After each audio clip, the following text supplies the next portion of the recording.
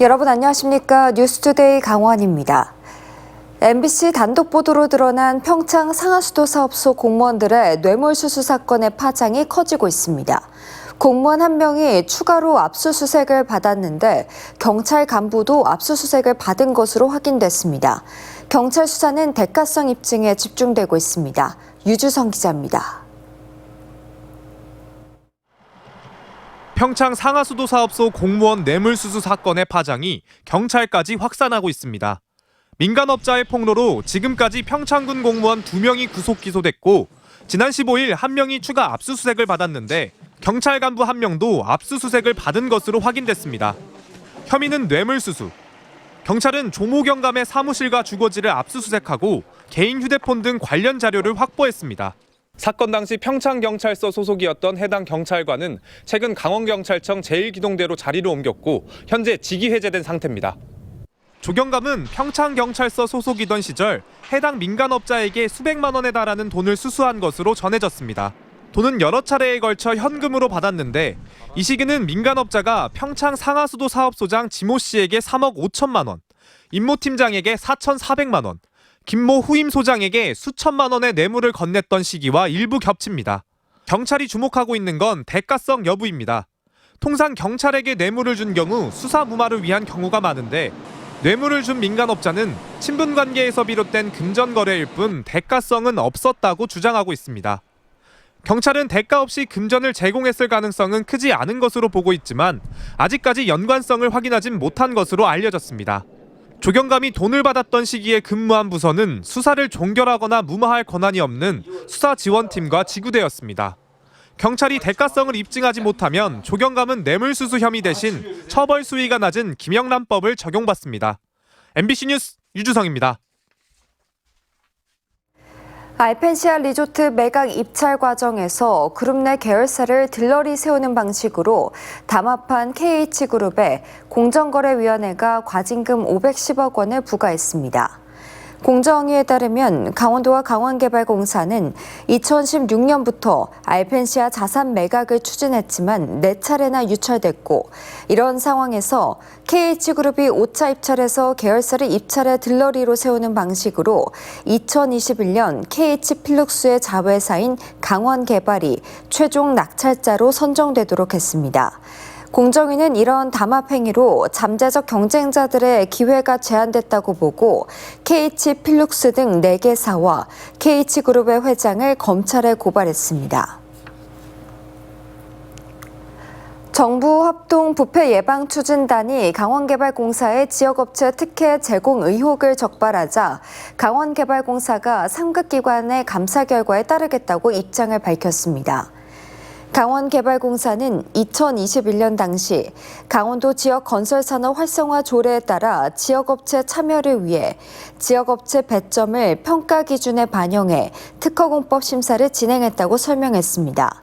이어 행정안전부와 강원도 감사위원회의 감사 결과에 따라 문제가 있다고 판단될 경우 그에 따른 적합한 조치를 내리겠다고 밝혔습니다. 봄철 별미죠. 엄나무 새순 일명 개두릅은 진한 향과 특유의 쌉쌀한 맛에 봄철에 잠시만 수확할 수 있어 귀한 식재료로 이름이 나 있습니다.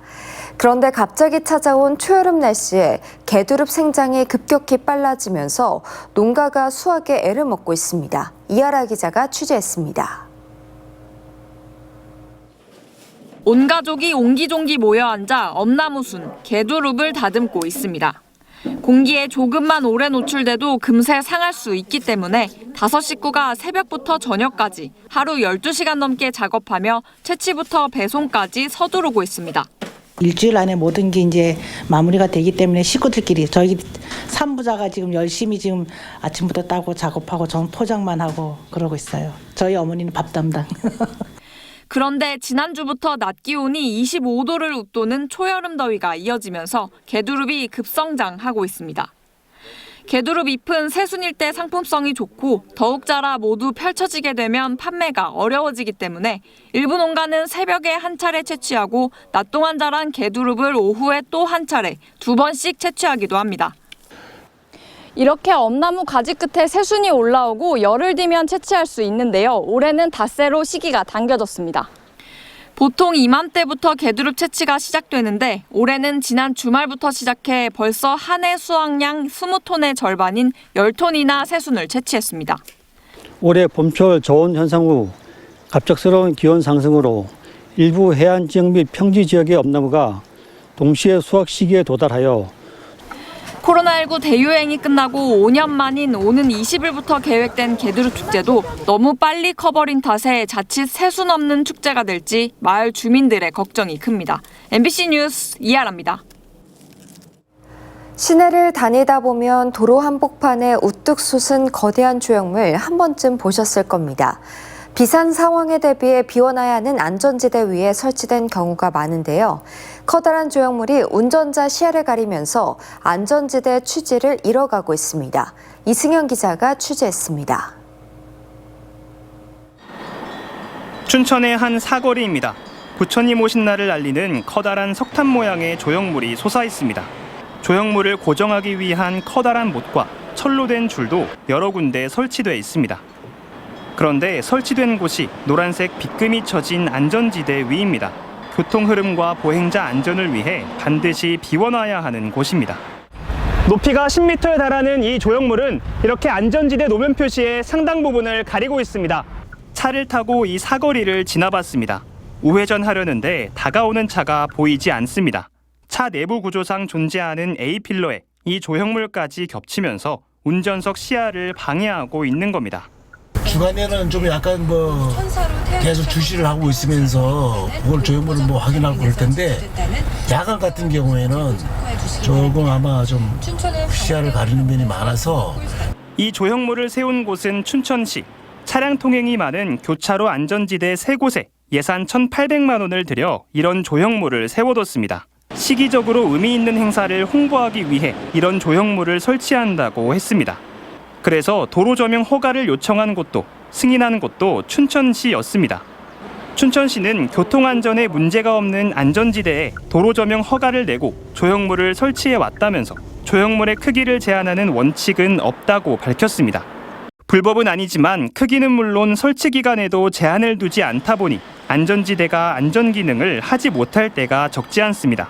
안전지대에 시설물이 설치되어 있으면 보행자와 운전자의 시야를 가려 사고 발생 위험이 높아질 수 있기 때문에 시설물 설치를 지양하여야 합니다. 취재가 시작되자 춘천시는 조형물이 설치된 현장을 살피고 교통안전에 위협이 될 경우 필요한 조치를 하겠다고 밝혔습니다. MBC 뉴스 이승현입니다. 신경호 강원도 교육감이 현장 체험학습 도중에 학생 사망 사고와 관련해 업무상 과실치사 혐의로 재판에 넘겨진 인솔교사 2명에 대한 무죄 촉구 탄원서에 동참했습니다. 신 교육감은 탄원서에서 인솔교사에게 형사상 책임까지 묻는다는 소식이 알려지면서 현장 체험학습을 취소하는 학교도 속출하고 있다고 우려했습니다. 또 학교 현장에 어려움을 헤아려 현명한 판단을 내려달라고 재판부에 호소했습니다. CCTV는 주로 과속 단속이나 범죄 예방에 쓰이는데요. 하지만 관리 주체가 다르면 차량 추적이 쉽지 않습니다. 이런 상황에서 인제군이 강원도에서는 유일하게 인공지능 CCTV를 도입했는데 범죄는 물론이고 산불과 구지역 예방까지 가능하다고 합니다. 김도균 기자가 취재했습니다. 하얀색 1톤 냉동탑차가 경찰서 앞 도로가에 멈춰섭니다. 검은 모자와 마스크를 쓴 남성이 차에서 내립니다. 이 남성은 지난달 초 경기도에서 실종 신고된 40대입니다. 2주가 지나 이 차량이 인제군으로 진입한 것을 확인한 경찰이 인제군의 실종자 수색 협조를 요청했고 하루 만에 인제군 CCTV 통합관제센터가 차량 위치를 확인해 경찰에 알렸습니다. 인공지능 CCTV라 가능했습니다. 2021년 인제군이 도입한 인공지능 CCTV는 정확도가 30%까지 높아졌습니다. 차량이나 사람을 전부 색깔 등으로 구분해서 인식을 하고 있고요. 실제 상황에서 차량을 검색을 해야 한다거나 사람을 찾아야 할 때 사진으로 정리된 파일에서 쉽게 찾을 수 있는 장점이 있습니다. 지난해 12월에는 상남면에서 흉기 난동 사건이 발생했는데 하루도 걸리지 않아 피의자 도주 장소를 특정했습니다. 이런 산골 마을 CCTV까지 모두 통합 관제하고 있어 도주 중인 강력범죄 피의자를 잡는 데 결정적인 역할을 하기도 했습니다. 인제군에 진입한 MBC 취재 차량을 추적해봤습니다. 10초도 되지 않아 포착된 사진과 위치 정보를 확인할 수 있었습니다. 최근 3년 동안 이런 방식으로 지역에서 일어난 사건 사고 574건을 해결하는 데 도움을 줬습니다. 아이들을 길거리에 내보냈을 때 엄마 입장에서 조금 더 안심하고 내보낼 수 있을 것 같고 어른들도 사각지대가 없다라고 생각을 하면 조금 더 행동을 조심히 하지 않을까라는 생각을 합니다. 인공지능 CCTV는 산불을 신속하게 발견해 확산을 막고 가축 이동 차량을 추적해 가축 전염병 예방에도 쓰이게 되면서 활용 범위가 점점 넓어질 것으로 예상됩니다. MBC 뉴스 김도균입니다.